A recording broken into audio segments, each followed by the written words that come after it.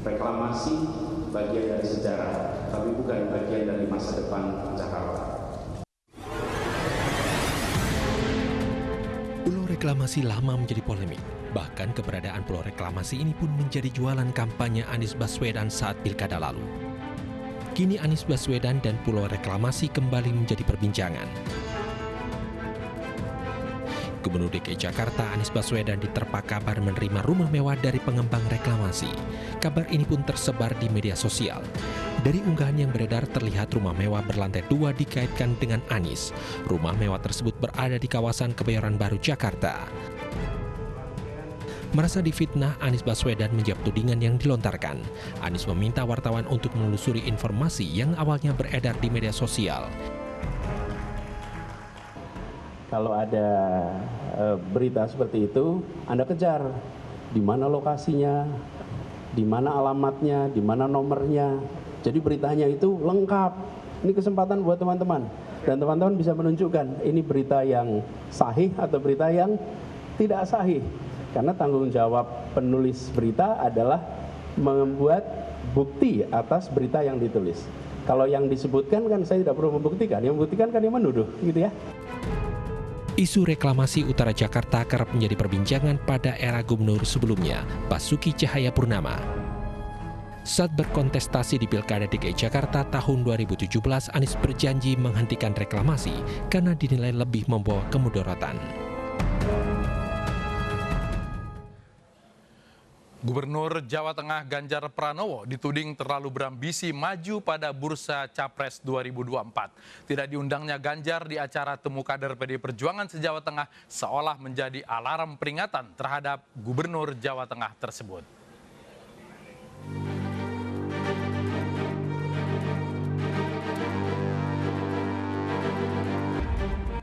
Ketidakhadiran Gubernur Jawa Tengah Ganjar Pranowo dalam acara temu kader PDI Perjuangan se-Jawa Tengah untuk persiapan jelang pemilu 2024 menimbulkan tanda tanya. Ketua DPD PDIP Jawa Tengah Bambang Wuryanto mengatakan pengurus partai tak undang Gubernur Jawa Tengah karena tak simpatik dengan sikap Ganjar.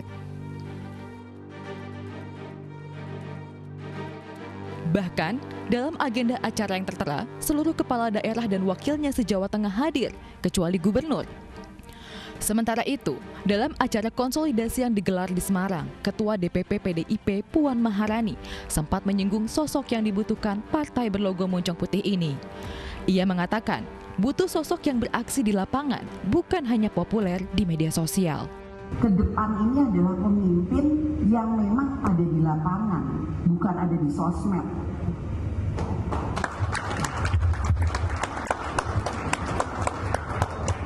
Pemimpin yang memang dilihat sama teman-temannya, sama orang-orangnya yang ngedukungnya ada di lapangan. Sementara itu, Ganjar mengaku jika dirinya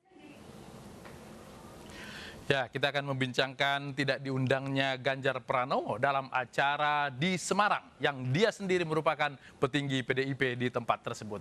Saya akan berbincang dengan Bang Deddy Yepri Sitorus, anggota DPR dari fraksi PDI Perjuangan, dan Dimas Oki Nugroho, analis politik. Selamat malam Bapak-Bapak. Selamat malam semua. Saya ke Bang Deddy dulu. Bang Deddy, apa sebetulnya yang terjadi? Kok jadi heboh begini?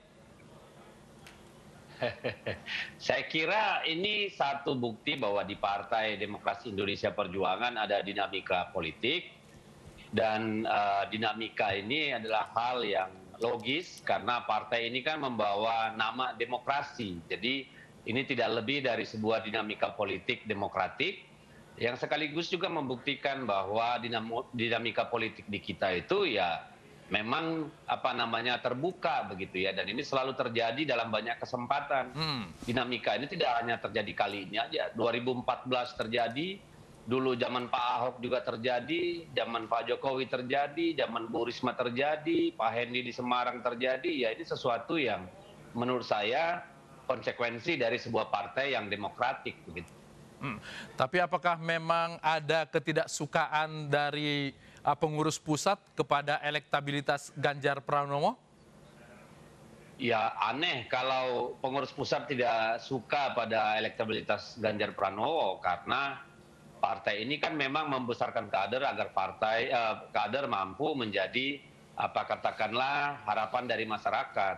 Tapi saya melihatnya bahwa ini bukan ke sana arahnya, tetapi lebih kepada cara komunikasi politik yang mungkin berbeda persepsi atau ada kesenjangan begitu. Saya kira lumrah-lumrah saja. Oke, jadi sebutan bahwa jangan kemajon, terlalu maju, jangan keminter atau terlalu sok pinter itu sebetulnya hanya soal komunikasi yang disoroti.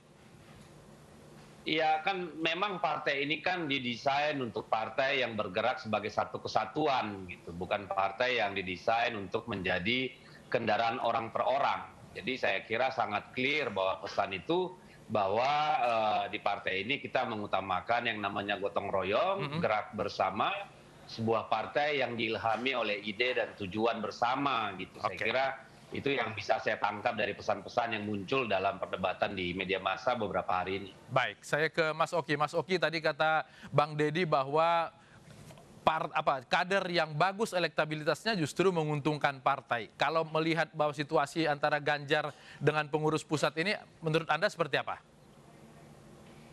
Ya, tadi disampaikan oleh Bang Deddy. Terima kasih, Mas Nur.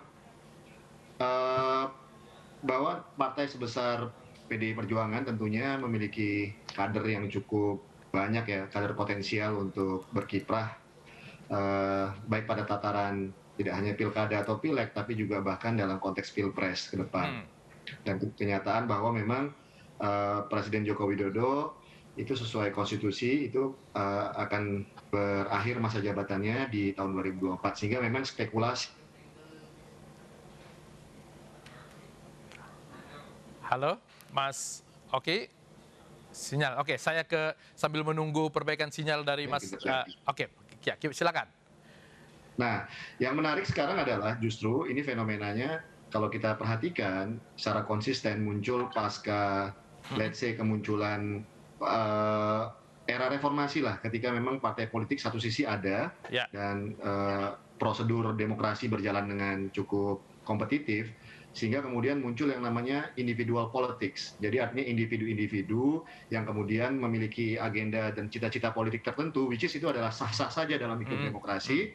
Lalu kemudian mereka berjuang untuk mendapatkan simpati dari rakyat, dari publik secara langsung, lalu kemudian mendapatkan popularitas sekaligus elektabilitas, ya. Artinya itu sangat memungkinkan, tidak bisa diingkari, tidak bisa dihindari. Mas Oki, sorry. Yang sama, Mas Oki, yang Anda maksud dengan individu-individu itu apakah boleh misalnya seperti Ganjar yang kader PDIP boleh mencelat sendiri namanya ke atas? Seperti itu yang dimaksud? Itu tidak bisa dihindari. Kalau misalnya ternyata kiprah dari seorang kader misalnya disukai oleh publik atau calon pemilih atau masyarakat, itu kan sesuatu yang inevitable, tidak bisa dihindari. Tapi di saat yang sama yang mau saya sampaikan adalah bahwa at the same time ada yang namanya party politics. Jadi individual politics versus party politics. Jadi partai politik memiliki kebijakan-kebijakannya tersendiri, ya kan, memiliki arah visi perjuangannya tersendiri dan memiliki sebuah prinsip-prinsip politik tersendiri yang hendak dimajukan. Jadi saya pikir ini sesuatu yang akan mewarnai drama politik era demokrasi Indonesia hari-hari ke depan. Baik, saya kembali ke Bang Deddy. Bang Deddy, kalau sekiranya di dalam tubuh partai PDI Perjuangan, nama Ganjar lah yang paling tinggi elektabilitasnya. Apakah kasus yang baru terjadi ini menutup kemungkinan Ganjar yang akan dimajukan oleh PDIP nantinya? Saya kira Kongres kita yang lalu ya tahun 2019 sudah sangat jelas menyerahkan mandat untuk menentukan calon presiden itu kepada ketua umum yang dinamakan hak prerogatif. Dan sepanjang yang kita tahu hak prerogatif itu digunakan oleh Ibu Megawati selaku ketua umum itu secara sangat seksama dan terbukti menghasilkan calon-calon yang banyak dari PDI Perjuangan. Pak Jokowi lahir dari hak prerogatif Ibu Mega. Ibu Risma kemarin itu juga lahir dari hak prerogatif Bu Mega misalnya. Juga misalnya ketika Pak Eri di Surabaya kemarin, Pak Ahok, dan banyak hal lagi.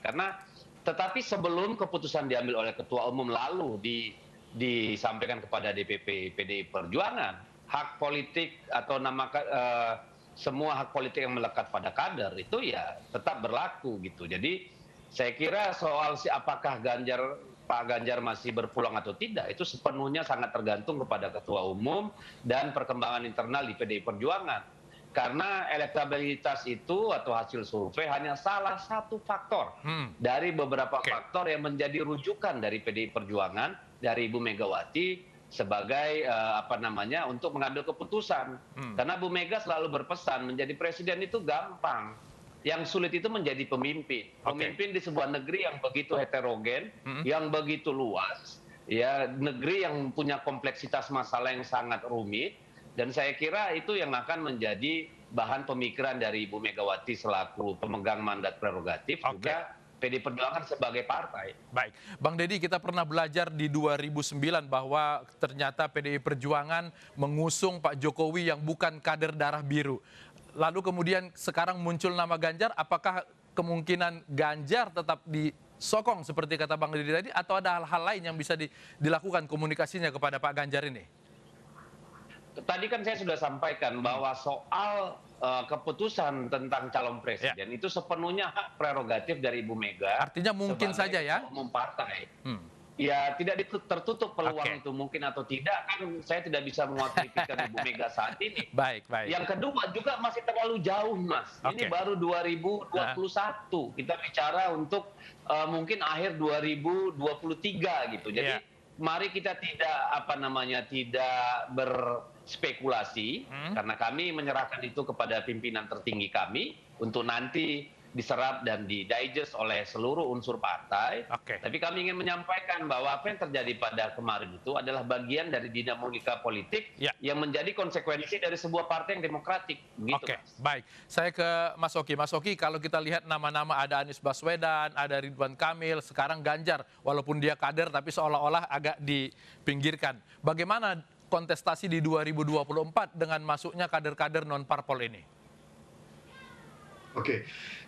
Pertama-tama adalah namanya survei itu kan itu sangat momentual ya. Jadi artinya dipotret dan itu seperti cek suhu tubuh di saat itu. Nah, data kemudian dari survei kami kemarin diambil di April dan Mei sehingga sangat terpengaruh dengan kondisi konteks saat itu. Nah, sementara kan ini seperti disampaikan oleh Bang Deddy tadi itu politik masih sangat dinamis ke depan, dan tentunya yang menarik adalah justru hari-hari ini dipenuhi dengan individu-individu politik ya, tokoh-tokoh politik yang memang mencoba untuk berkiprah dan mencari simpati publik, ya kan? Mereka, saya pikir ini kan sebagai sebuah konsekuensi tadi disampaikan dalam konteks political opportunity structure namanya, bahwa ini akan ada term presidensial term yang akan berakhir di 2024 sehingga memunculkan orang-orang yang kemudian memiliki agenda politik, ya sah-sah saja dia kemudian untuk berencana untuk menjadi capres atau katakanlah dianggap pantas oleh publik dan oleh partai politik juga. Nah, saya pikir ini sekarang yang harus dilakukan adalah meningkatkan awareness juga kepada masyarakat bahwa partisipasi publik harus semakin meningkat. Mereka harus mengawal nama-nama yang muncul, melihat trajektorinya, melihat kinerjanya, melihat integritasnya juga, bagaimana sesungguhnya dan kapasitasnya tentunya untuk menjadi seorang pemimpin nasional di Pilpres 2024. Dinamika politik masih akan sangat cair ke depan, kita tunggu 2 tahun lagi. Baik, Bang Deddy Sitorus dan kemudian Bung Dimas Oki Nugroho, terima kasih sudah bergabung di iNewsroom. Selamat malam.